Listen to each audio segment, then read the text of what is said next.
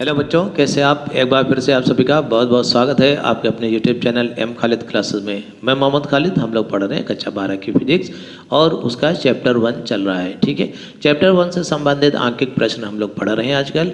तो ये जो आंकिक प्रश्न है, इसमें के 15 आंकिक प्रश्न हम आपको पिछले वीडियोज़ में उपलब्ध करा चुके हैं। ठीक है, अगर जो आपने पिछला वीडियो नहीं देखा हो तो आप हमारे चैनल पर जाइए, कक्षा 12 की प्ले लिस्ट देखिए और उससे अपने संबंधित वीडियोज़ को आप निकालिए और उसको देखिए। ठीक है, तो आज हम लोग शुरू कर रहे हैं क्वेश्चन नंबर 16 से लेकर के 20 तक कंप्लीट कर लेंगे। ठीक है, तो हर एक वीडियो में 5-5 क्वेश्चन करके आपको हम उपलब्ध करा देते हैं। ठीक है, आइए देखते हैं क्वेश्चन नंबर 16। ये जो क्वेश्चन नंबर 16 है, इसमें कह रहा है 3 माइक्रोकूलाम के किसी बिंदु आवेश से 2 मीटर की दूरी पर -2 माइक्रोकूलाम का बिंदु आवेश वायु में रखा हुआ है।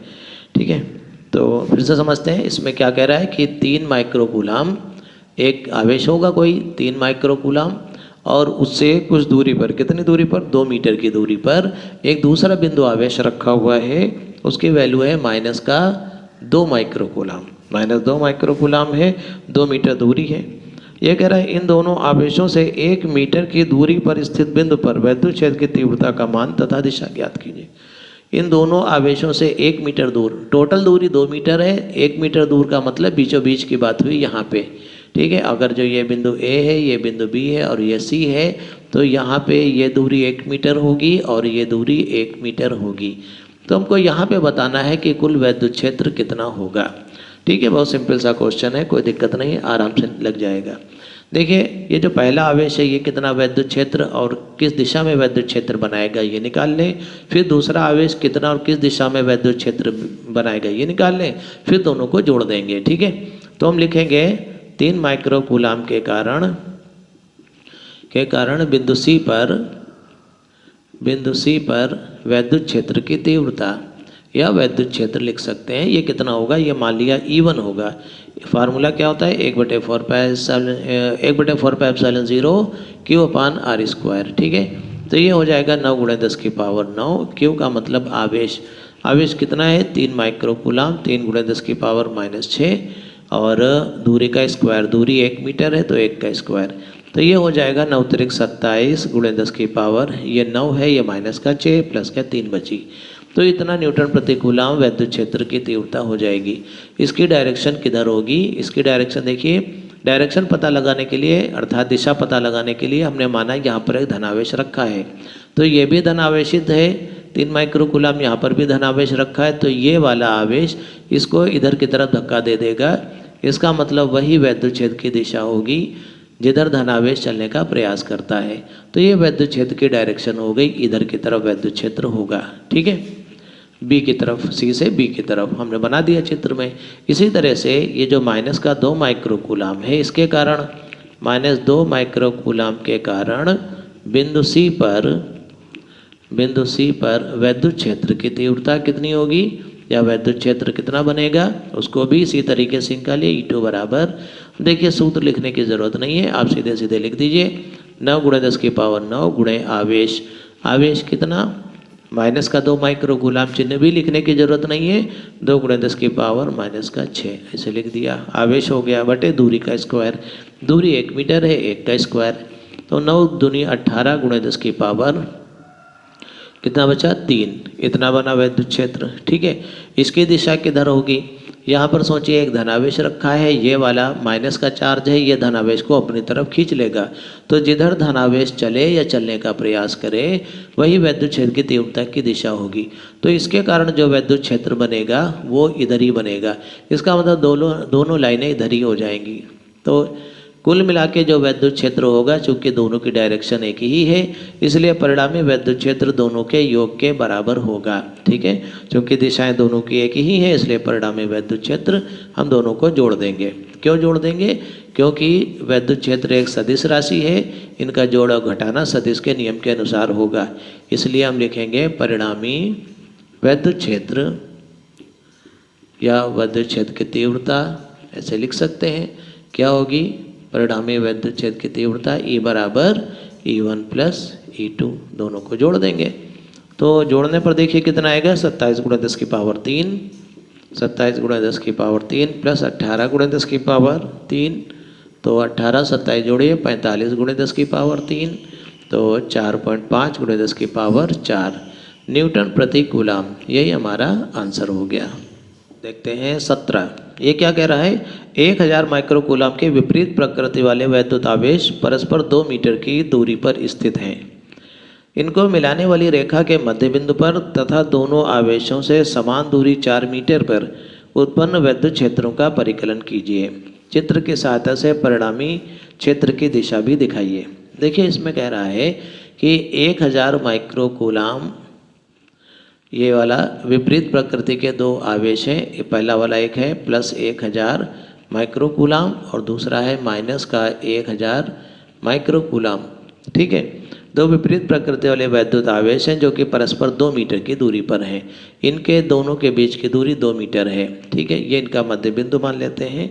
ठीक है, इनको मिलाने वाली रेखा के मध्य बिंदु पर तथा दोनों आवेशों से समान दूरी 4 मीटर पर उत्पन्न वैद्युत क्षेत्रों का परिकलन कीजिए। ठीक है, तो ये बिंदु ए मान लिया, ये बी मान लिया और ये मध्य बिंदु हमने मान लिया सी। तो यहाँ से मध्य बिंदु मतलब 1 मीटर इधर पड़ा, 1 मीटर इधर पड़ा, तो हमको यहाँ पे वैद्युत क्षेत्र निकालना है। सी बिंदु पर कितना वैद्युत क्षेत्र होगा ये हमको पता लगाना है। फिर एक चीज़ और कह रहा है कि दोनों आवेशों से समान दूरी 4 मीटर। इसका मतलब ये वाली डिस्टेंस होनी चाहिए 4 मीटर ये। ठीक है, 4 मीटर इधर और 4 मीटर इधर भी, यहाँ से 4 मीटर दूर यहाँ पर। तो यहाँ पर वैद्युत क्षेत्र कितना होगा हमको इसका भी पता लगाना है। मान लिया ये बिंदु डी है, तो यहाँ पर ई डी कितना होगा ये हमको पता लगाना है। तो ये हमारा टारगेट है। चलिए ठीक है, इसको सॉल्व करने की कोशिश करते हैं। तो देखिए इसको 2 पार्ट्स में कर लेते हैं। पहले सवाल का फर्स्ट पार्ट जहाँ पर हम बिंदु सी पर परिणामी वैद्युत क्षेत्र निकालेंगे। ठीक है, तो बिंदु सी पर जो परिणामी वैद्युत क्षेत्र होगा ये इसके कारण और इसके कारण दोनों के कारण होगा, और जो प्लस वाला आवेश होगा इसके कारण वैद्युत क्षेत्र कितना बनेगा पहले हम निकाल लेते हैं। ठीक है, तो हम लिख सकते हैं प्लस 1000 माइक्रो कूलाम के कारण बिंदु सी पर शार्ट में लिख दिया थोड़ा, तो E1 मान लेते हैं कि E1 वैद्युत क्षेत्र की तीव्रता होगी। वो कितनी होगी? सूत्र लिखते हैं 1/4 पाई एप्सिलॉन 0 Q/r²। ये सूत्र होता है 9 गुणे 10 की पावर 9। क्यों मतलब आवेश, कितना आवेश? 1000 माइक्रो कूलाम, तो 1000 गुणे 10 की पावर -6 बटे दूरी का स्क्वायर। दूरी 1 मीटर है तो 1 का स्क्वायर। ठीक है, तो ये हो जाएगा 9 गुणे 10 की पावर, देखिए कितना आएगा, 3 जीरो इसमें है, 9 3 12 हो गए, 12 में से 6 घट गए, 6 बचा, 9 गुणे 10 की पावर 6। और इसकी डायरेक्शन देखिए किधर होगी, इसकी डायरेक्शन होगी इधर की तरफ। कैसे पता इधर की तरफ होगी? यहाँ पर सोचिए धनावेश रखा है, तो ये वाला धनावेश इस धनावेश को प्रतिकर्षित करेगा इधर की तरफ, तो इसकी डायरेक्शन ये हो जाएगी E1 वेक्टर। ठीक है, इसी तरह से ये जो माइनस का 1000 माइक्रो कूलाम है इसके कारण बिंदु सी पर कितना फोर्स लगेगा? तो देखिए माइनस का 1000 माइक्रो कूलाम के कारण, इसके कारण बिंदु सी पर देखिए वैद्युत क्षेत्र की तीव्रता कितनी हो जाएगी? देखिए दूरियां वही हैं, आवेश भी वही है, सिर्फ डायरेक्शन का मैटर होगा। देखिए डायरेक्शन यहाँ पे सोचते हैं कि किधर होगी। अगर जो हम यहाँ पर एक प्लस का आवेश रखें तो माइनस वाला इसको अपनी तरफ आकर्षित कर लेगा, मतलब इधर ही की तरफ E2 भी हो जाएगा। तो E1 और E2 दोनों एक ही डायरेक्शन में हो जाएंगे। तो हम क्या लिखेंगे? E2 बराबर 9 गुणे 10 की पावर 6। ठीक है, तो इतना ही होगा लेकिन उसकी डायरेक्शन यही होगी। तो परिणामी वैद्युत क्षेत्र की तीव्रता कितनी होगी? परिणामी सी बिंदु पर वैद्युत क्षेत्र की तीव्रता E1 और E2 दोनों को जोड़ने पर हमें मिल जाएगी। तो E1 कितना है? 9 गुणे 10 की पावर 6, और E2 कितना है? ये भी 9 गुणे 10 की पावर 6 है।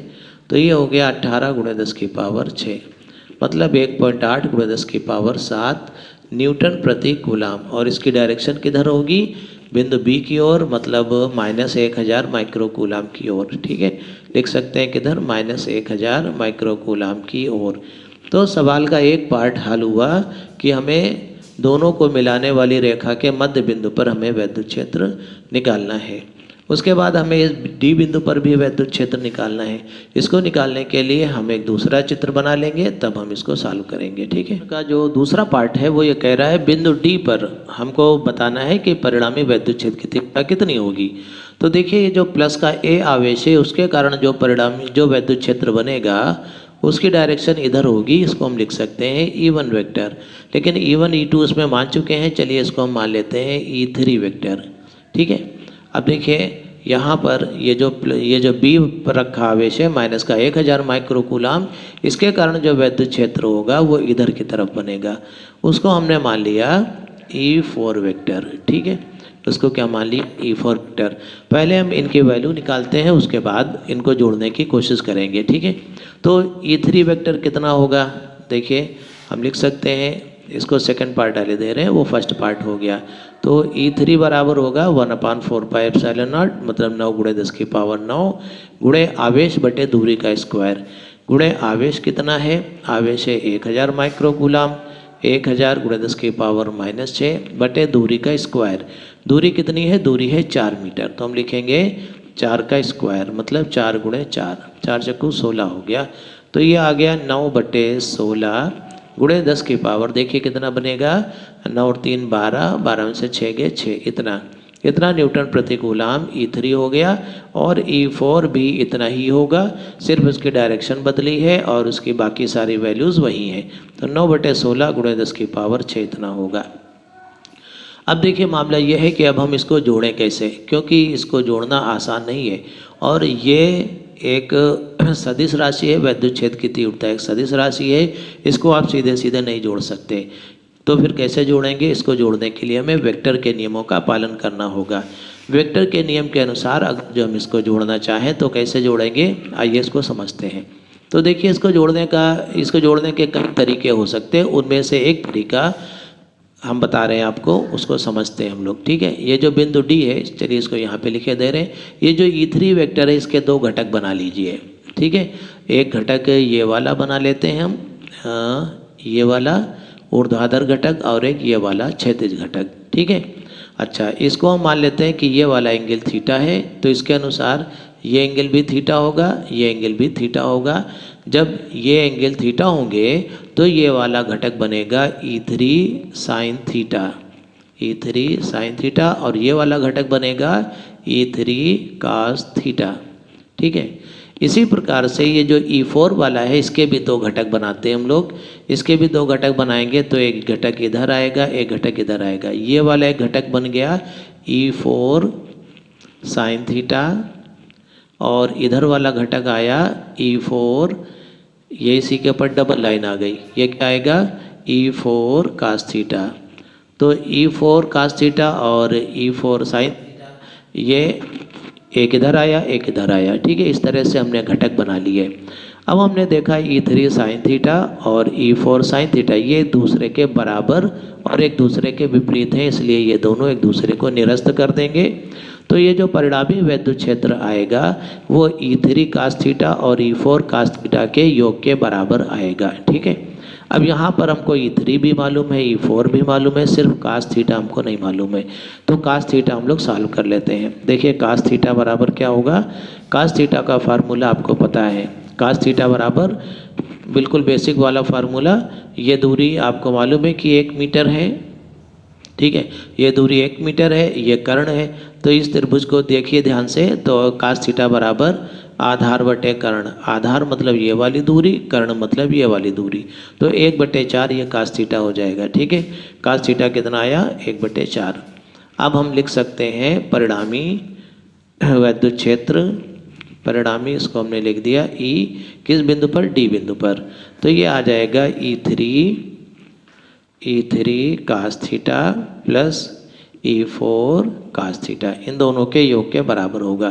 तो E3 9/16 गुणे 10 की पावर 6 गुणे कास थीटा 1/4 प्लस 9/16 गुणे 10 की पावर 6 गुणे 1/4। अब देखिए दोनों को जोड़ दीजिए, तो 2 गुणे 9/16 गुणे 10 की पावर 6 गुणे 1/4। ठीक है, 2 1 कम 2, 2 दूनी 4, तो ये आ गया 9/32 गुणे 10 की पावर 6। ठीक है, आप चाहें इसको थोड़ा सा और सॉल्व कर सकते हैं। इसको 90/32 लिख दीजिए। 90/32 गुणे 10 की पावर 5, तो 2 से काट दीजिए तो ये 45/16 हो जाएगा। चलिए इधर लिखे दे रहे हैं, तो ये हो जाएगा ED बराबर 45/16 गुणे 10 की पावर 5। देखिए 16 से 45 को भाग कर दीजिए। 16 दूनी 32, कितना आ जाएगा? 3 बचा, 1 बचा, तो 16 × 128 होता है ना, तो 2.8 गुणे 10 की घात 5 न्यूटन प्रति कूलाम। ये आंसर हो गया और इसकी दिशा चित्र में बनी हुई है। ठीक है, तो इस प्रकार से ये क्वेश्चन कंप्लीट। देखते हैं क्वेश्चन नंबर 18। ये क्या कह रहा है? त्रिभुज ABC एक समबाहु त्रिभुज है जिसकी भुजा 0.05 मीटर है। कोनों A व B पर क्रमशः +50/3 गुणे 10 की घात -9 तथा -50/3 गुणे 10 की घात -9 कूलाम के आवेश हैं। इनके कारण कोने C पर परिणामी विद्युत क्षेत्र की तीव्रता व दिशा क्या होगी, ये हमको निकालना है। ठीक है, चलिए बनाते हैं। इसका पहले चित्र बना लेते हैं, तब हमारी समझ में आएगा इसमें क्या करना है। तो ये हमने एक समबाहु त्रिभुज बना लिया। समबाहु त्रिभुज के बारे में सब आप लोग जानते हैं कि जो है तीनों भुजाएं आपस में बराबर होती हैं, प्रत्येक कोण 60 अंश का होता है। तो ये मान लिया A, B और ये C, ऐसे हमने लिखा कि ABC एक समबाहु त्रिभुज है जिसकी भुजा 0.05 मीटर है, प्रत्येक भुजा 0.05 मीटर है। चलिए A की वैल्यू कितनी है? 0.05 मीटर। चलिए हमने यहाँ पे लिख लिया। ठीक है, कोनों A व B पर क्रमशः 2 आवेश दिए हुए हैं कि A और B पर प्लस का 50/3 गुणे 10 की घात -9 कूलाम है। तो यहाँ पर मान लीजिए कि एक आवेश रखा है Q1 जिसकी वैल्यू है प्लस का 50/3 गुणे 10 की घात -9 कूलाम। ठीक है, और इसी तरह से ये जो B है इसके ऊपर दूसरा आवेश रखा है Q2 बराबर, ये है -50/3 गुणे 10 की घात -9 कूलाम। ये ऐसे इतना आवेश रखे हुए हैं। कोने C पर परिणामी विद्युत क्षेत्र की तीव्रता और दिशा, यहाँ पर C पर विद्युत क्षेत्र की तीव्रता दिशा क्या होगी, ये हमको निकालना है। ठीक है, आइए देखते हैं। देखिए यहाँ पर जो C बिंदु है, यहाँ पर विद्युत क्षेत्र की तीव्रता हमें इसके कारण निकालनी। इसके कारण जो विद्युत क्षेत्र होगा उसकी डायरेक्शन किधर होगी? उसकी डायरेक्शन देखिए इधर की तरफ, इसी के साइड में ऐसे होगी। ठीक है, क्योंकि ये क्या करेगा? प्लस का आवेश है, प्लस का आवेश है, यहाँ पर धनावेश रख के देखिए वो इधर धक्का मारेगा। इसका मतलब यही धनावेश चलने की दिशा है और इधर की विद्युत क्षेत्र की तीव्रता इसकी होगी, उसको हमने लिख दिया E1 वेक्टर। ठीक है, और इसकी वैल्यू कितनी होगी हम निकाल सकते हैं। तो Q1 के कारण, देखिए Q1 के कारण विद्युत क्षेत्र की तीव्रता कितनी बनेगी, इसको हमने लिखा E1 1/4πε0 Q/r²। ये फार्मूला होता है। R के बजाय यहाँ पर दूरी A है तो चलिए हमने A² लिख दिया। तो देखिए 9 गुणे 10 की पावर 9 आएगा गुणे आवेश। आवेश कितना दिया है? 50/3 गुणे 10 की पावर -9, इतना आवेश दिया है। दूरी कितनी दी है? दूरी दी है 0.05 मीटर। तो दूरी का स्क्वायर 0.05 गुणे 0.05, इतना हो गया।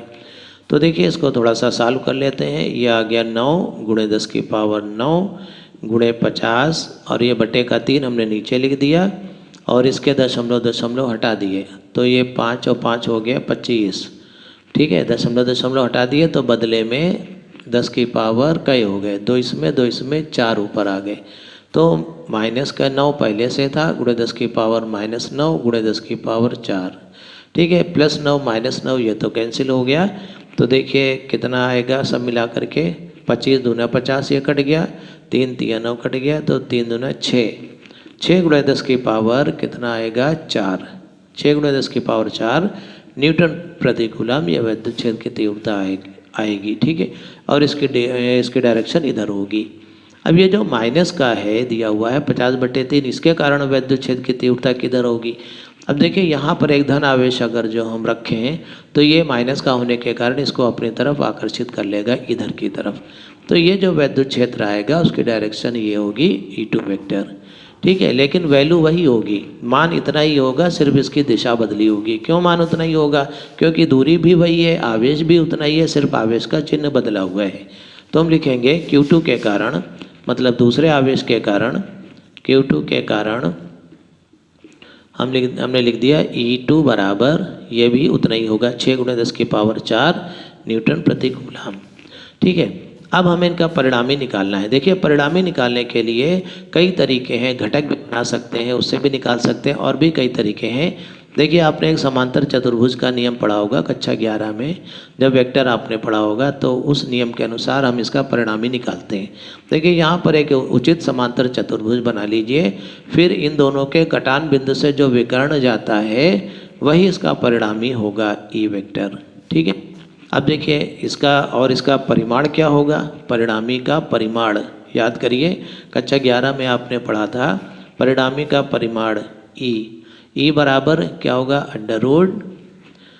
√E1² plus E2² plus 2E1E2 cos theta, इस फार्मूले के अनुसार लगेगा। ये फार्मूला कक्षा 11 का है, आपका पढ़ा हुआ भी होगा। ठीक है, तो E1² कितना हो जाएगा, E1² का मतलब 6 × 10⁴ का स्क्वायर। ठीक है, हमने लिख दिया 6 × 10⁴ का स्क्वायर। E2 ये भी इतना ही है, 6 × 10⁴ का होल स्क्वायर प्लस 2E1, तो 2 गुणे कितना आएगा 6 × 10⁴, फिर 2 गुणे 6 × 10⁴, सॉरी दो बार नहीं लिखा जाएगा, 6 × 10⁴ गुणे cos थीटा। cos थीटा फंस गया। थीटा का मतलब क्या है, थीटा का मतलब इन दोनों के बीच का एंगल। तो इन दोनों वेक्टरों के बीच के कोण को हमने थीटा से प्रदर्शित किया, वो कितना होगा। देखिए चूंकि ये एक समबाहु त्रिभुज है इसलिए ये वाला कोण होगा 60 अंश, प्रत्येक कोण 60 अंश। ये सीधी लाइन है 180 अंश पर बनाती है, तो इसका मतलब 60 और ये कितना बचेगा, थीटा बचेगा 120 अंश। आप सहज अंदाजा भी लगा सकते हैं, आपको पता भी होगा, तो हम लिख देंगे cos 120 अंश। ठीक है, अब देखिए यहाँ पर देखिए 6 का स्क्वायर 36 × 10⁴, 36 × 10⁴ प्लस इसका हो गया 36 × 10⁴, और कितना हो जाएगा यहाँ पर cos 120 का मान होता है माइनस का 1/2, कितना होगा माइनस का 1/2, तो प्लस का 2 गुणे ये कितना हो जाएगा 36 × 10⁴, सॉरी यहाँ पर हमने 4 गलत लिख दिया, यहाँ पर 8 लिखना चाहिए, यहाँ पर भी 8 लिखना चाहिए। तो 36 × 10⁴ और गुणे cos 120 का मान होता है माइनस का 1/2, तो ये और ये कट गया।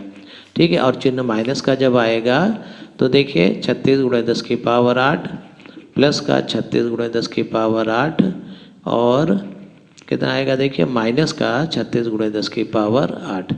तो ये माइनस और ये वाला प्लस कट गया, तो इसका वर्गमूल ले लीजिए 6 × 10⁴। हालांकि ये थोड़ा कैलकुलेशन थोड़ा सा टफ हो गया है, आप चाहें तो डायरेक्ट भी निकाल सकते हैं, कोई ऐसा मुश्किल नहीं है।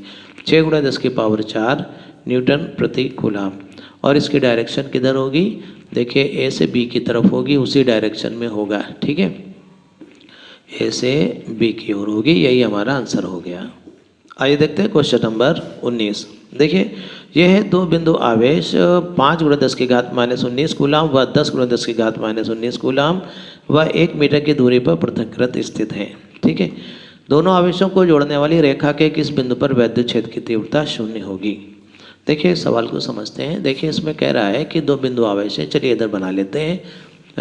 ये 2 बिंदु आवेश हैं और इनकी वैल्यू दी है 5 × 10⁻19 कूलम, 5 × 10⁻19 कूलम, और जो दूसरा वाला है ये है 10 × 10⁻19 कूलम, 10 × 10⁻19 कूलम। ठीक है, चलिए इसको मान लेते हैं Q1 और इसको मान लेते हैं Q2।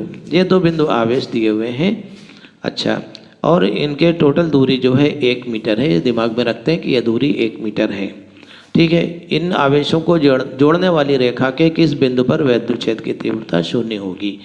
इसमें ये जो इनको जोड़ने वाली रेखा है इसके किस बिंदु पर वैद्युत क्षेत्र की तीव्रता 0 होगी, ये हमको पता लगाना है। ठीक है, चलिए देखते हैं। देखिए यहाँ पर सबसे पहले हम लोग इसमें सोचते हैं कि ये जो बीचों बीच का बिंदु है इसको मान लेते हैं A, इसको मान लेते हैं B। चलिए बीच पे मान लिया बिंदु C यहाँ कहीं है। ठीक है, बीचों बीच में अगर जो +5 × 10⁻⁻19 कूलाम का है, ये इधर की तरफ वैद्युत क्षेत्र एक बनाएगा। लेकिन ये जो प्लस का 10 वाला है, इसके कारण जो विद्युत क्षेत्र बनेगा वो इधर की तरफ बनेगा। क्योंकि ये आवेश ज़्यादा है इसलिए ये ज़्यादा विद्युत क्षेत्र यहाँ पर बनाएगा। तो इसका मतलब ये है कि यहाँ पर विद्युत क्षेत्र की तीव्रता 0 नहीं हो सकती। तो विद्युत क्षेत्र की तीव्रता 0 फिर कहाँ होगी? तो हम ये चाहते हैं कि ये जो छोटा वाला आवेश है इसके नज़दीक कोई बिंदु यहाँ पर पहुँच जाए और इससे दूर चले जाएं। इससे ये होगा कि इसके कारण विद्युत क्षेत्र की तीव्रता यहाँ पे बढ़ेगी और इसके कारण विद्युत क्षेत्र की तीव्रता घटेगी। तो इसलिए यहाँ पर संतुलन हो सकता है, या दोनों की वैल्यू कुल मिलाकर के 0 हो सकती है, या परिणामी विद्युत क्षेत्र की तीव्रता 0 हो सकती है। फिर से देखिए, ये जो +5 वाला है, यह मान लीजिए कि यहाँ पर एक विद्युत क्षेत्र क्रिएट करता है, इसकी डायरेक्शन इधर की ओर है, ये E1 वेक्टर। इसी तरह से ये जो प्लस का Q2 है, ये एक विद्युत क्षेत्र यहाँ पर बनाता है, उसकी दिशा इधर की तरफ है, ये E2 वेक्टर है। ठीक है, और ये दोनों आपस में बराबर हैं। ये दोनों जब आपस में बराबर होंगे तो परिणामी विद्युत क्षेत्र 0 होगा। हमें पता लगाना है यही बिंदु C कहाँ पर है। तो मान लिया बिंदु A से ये x मीटर दूरी पर है। कितनी दूरी पर? x metre. क्योंकि टोटल दूरी जो है 1 मीटर दी हुई है किताब में, इसलिए जो बाकी बची दूरी वो बची 1 - x मीटर, तो यहाँ पर होगी।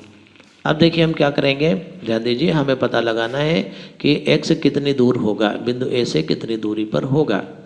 तो देखिए शुरुआत करते हैं। तो पहले आवेश के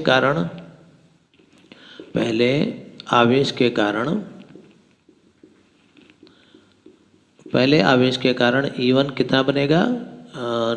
सूत्र लिख देते हैं E1 का 1/4πε0 और Q/r²। ठीक है, तो ये आ जाएगा 9 × 10⁻9। Q का मतलब आवेश कितना होगा? 5 × 10⁻⁻19 कूलाम, और बटे दूरी का स्क्वायर। दूरी कितनी है? x, तो x का स्क्वायर ऐसे लिख दिया हमने, इसको ऐसे लिखा रहने दिया। ठीक है, तो दूसरे आवेश के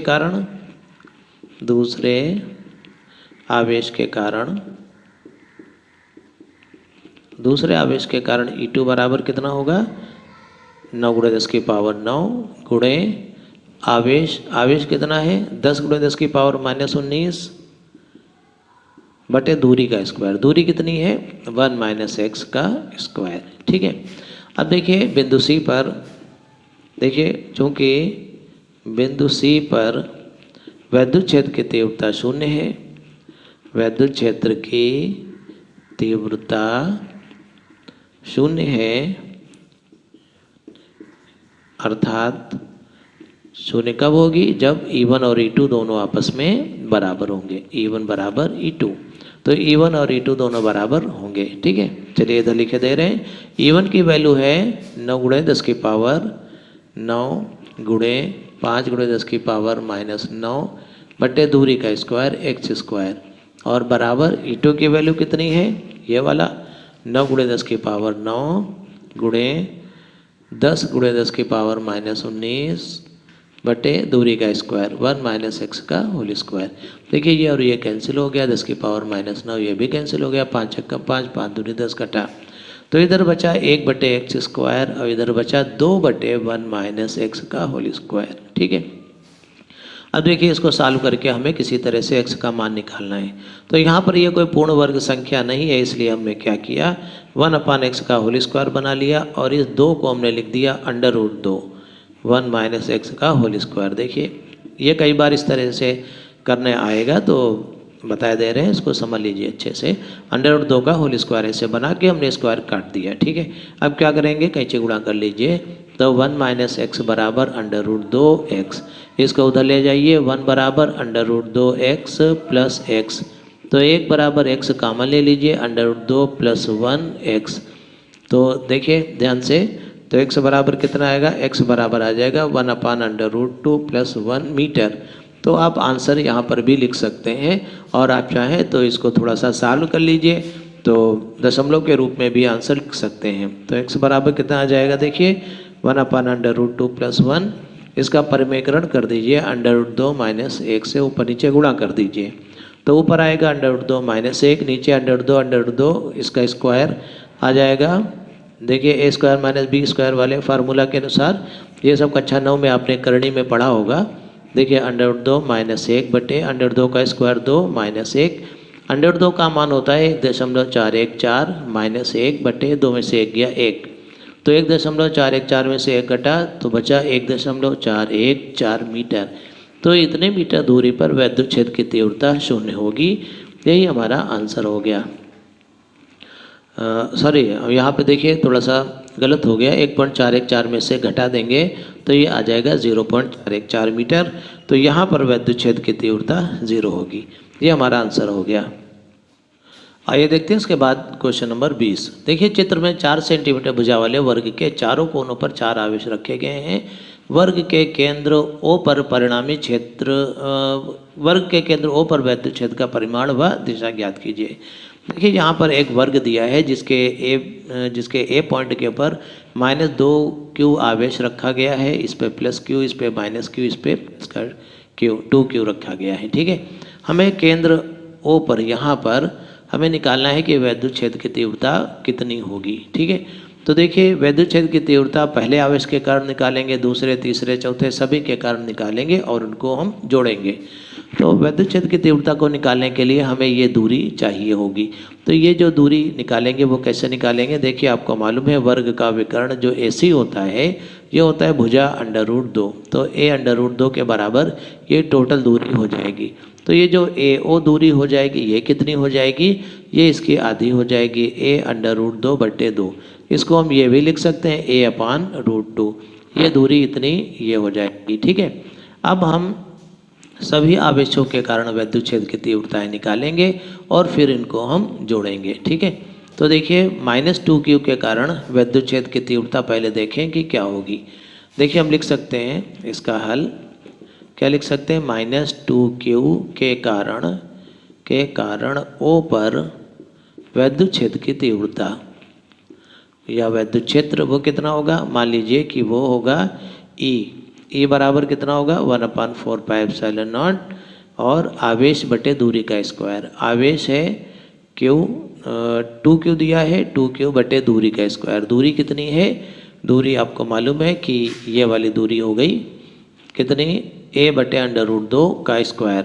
अच्छा पहले सूत्र लिख लेते हैं, आवेश बटे दूरी का स्क्वायर। इसके अनुसार देखिए E बराबर कितना आएगा? 1/4πε0 और आवेश है 2Q बटे दूरी का स्क्वायर A/√2 इसका स्क्वायर। ठीक है, तो कुल मिला के देखिए यहाँ पे कितना आ जाएगा? 1/4πε0 और √2 का स्क्वायर हो गया 2 ऊपर चला गया, ये आ गया 4Q बटे A², 4Q/A²। ये परिणामी वैद्युत क्षेत्र -2Q के कारण आया। ठीक है, -2Q के कारण वैद्युत क्षेत्र इतना बनेगा। अच्छा इसकी डायरेक्शन क्या होगी? इसकी डायरेक्शन हम बना सकते हैं। देखिए यहाँ पर सोचिए एक धनावेश रखा है, -2Q इसको अपनी ओर आकर्षित कर लेगा, इसलिए इसकी डायरेक्शन ये होगी। ठीक है, E इधर की तरफ होगा। ठीक है, इसी प्रकार से जो अन्य आवेश होंगे इनके कारण वैद्युत क्षेत्र किधर होगा वो भी हम पता लगाने की कोशिश करते हैं। ठीक है, तो देखिए दूसरा आवेश प्लस का Q है। देखिए आवेश पहले से आधा है। ठीक है, और दूरी लेकिन उतनी, तो इसका मतलब इसके कारण जो वैद्युत क्षेत्र बनेगा वो पहले से आधा बनेगा और उसकी डायरेक्शन किधर होगी ये भी हमको देखना होगा। यहाँ पर धनावेश रखें तो प्लस का Q इसको प्रतिकर्षित कर देगा, किधर की तरफ? इधर की तरफ प्रतिकर्षित करेगा। तो पहले से आधी दूरी बनाएंगे हम E। ठीक है, E की आधी, इसका मतलब E बटे 2, ऐसे इतना वैद्युत क्षेत्र होगा। ठीक है, तो हम लिख सकते हैं किसके कारण? प्लस Q के कारण, प्लस Q के कारण वैद्युत क्षेत्र कितना होगा? E बटे 2, मतलब ये जो वैद्युत क्षेत्र हमने निकाला है इसका आधा होगा। इसी तरह से जरा देखिए ये जो माइनस का Q होगा इसके वैद्युत क्षेत्र कितना होगा और किधर होगा? तो ये जो माइनस का Q आवेश है इसकी और इसकी दूरियां देखिए दोनों की सिर्फ आवेश चेंज है, तो इसके कारण जो वैद्युत क्षेत्र बनेगा वो इतना ही बनेगा, सिर्फ इसकी डायरेक्शन इधर की तरफ होगी। ठीक है, माइनस वाला इसको धन आवेश को आकर्षित कर सकता है इसलिए इसकी दिशा इधर होगी। तो यहाँ पर भी जो वैद्युत क्षेत्र आएगा वो कितना आएगा? E बटे 2। तो हम लिख सकते हैं -Q के कारण माइनस क्यू के कारण वैद्युत क्षेत्र जो आएगा वो कितना होगा, E/2 होगा। ठीक है, इसी तरह से ये जो प्लस का 2Q है इसके कारण जो वैद्युत क्षेत्र बनेगा वो किधर बनेगा वो भी हम पता लगाते हैं। तो उसकी डायरेक्शन इधर होगी और ये कितना बड़ा होगा, E के बराबर होगा, इतना होगा वैद्युत क्षेत्र। इतना बड़ा आप निशान बनाएंगे इसमें। ठीक है, तो हम क्या लिख सकते हैं, प्लस 2Q के कारण वैद्युत क्षेत्र ये कितना होगा, E के बराबर ही होगा।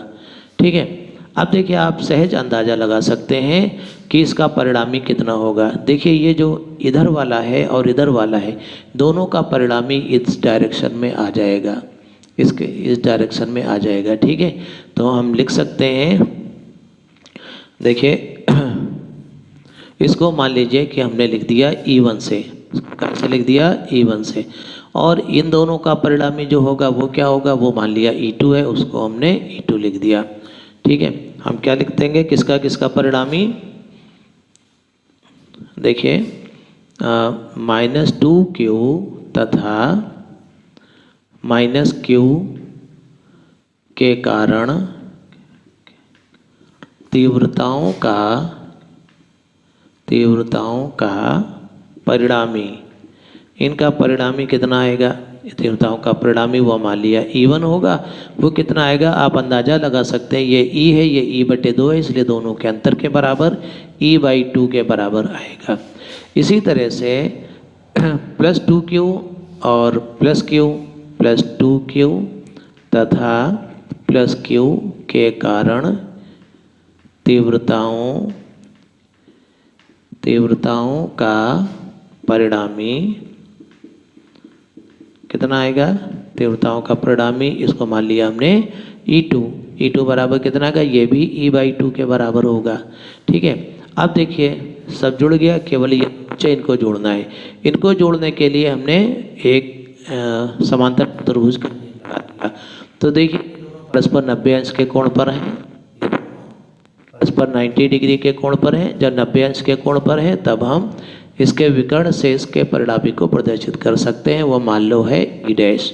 ठीक है, हम लिख सकते हैं E2 का परिणामी, E2 का परिणामी E' हमने मान लिया अंडर रूट कितना आएगा, E1² प्लस E2²। ठीक है, इसको हल करने पर कितना आ जाएगा, देखिए E1 और E2 दोनों की वैल्यू बराबर हैं, इसलिए ये आ जाएगा E/2 गुणे √2। आप डायरेक्ट भी लिख सकते हैं। ठीक है, या ऐसे भी समझ सकते हैं, वर्ग का विकर्ण बराबर भुजा √2, तो भुजा E/2 है, √2 हमने लगा दिया। चाहो तो सॉल्व करके भी कर सकते हैं आप। ठीक है, तो देखिए √2 और इस 2 को काट दिया तो E/√2 आ गया। आंसर को इस रूप में देखिए लिख सकते हैं, E' बराबर E की वैल्यू आप ये वाली रख दीजिए, E की वैल्यू ये वाली, देखिए 1/4πε0 कितना था, 1/4πε0 4Q/A²। ठीक है, और √2 यहाँ पे लिखा है, तो नीचे आप √2 भी लिख दीजिए। देखिए आप चाहें तो इसी रूप में लिखा रहने दे सकते हैं, आप चाहें तो 4 और 4 काट दीजिए, तो ये आ जाएगा Q/√2 πε0A²। इस रूप में भी आप आंसर को लिख सकते हैं, किसी भी तरीके से लिख दीजिए, तो यही हमारा आंसर होगा। और इसकी दिशा किधर होगी, दिशा देखिए चित्र में बनी हुई है, ये किसके अनुदिश होगी, BC भुजा के समांतर ऊपर की ओर होगी, C से B की तरफ। ठीक है, हम लिख सकते हैं C से B की तरफ, C to B, ऐसे डायरेक्शन होगी इसकी। ठीक है, ये आंसर होगा। प्रकार अब तक हम लोगों ने 20 क्वेश्चंस को कंप्लीट किया है। ये जो वीडियो थी ये कुछ ज़्यादा लंबी हो गई, लेकिन कोई बात नहीं, इसमें बड़े बड़े प्रश्न दिए हुए थे, तो ये बड़े प्रश्न जो दीर्घ उत्तरी प्रश्नों में आएंगे और आपको अच्छे नंबर भी दिलाएंगे। ठीक है, इनका भी अभ्यास करिए। तो बहुत जल्दी हम आपको 5 और प्रश्न अगले वीडियो में उपलब्ध कराएंगे। हमारे चैनल को देखते रहिए। हमारे वीडियोज़ को देखने के लिए, चैनल को लाइक और सब्सक्राइब करने के लिए आप सभी का बहुत बहुत शुक्रिया।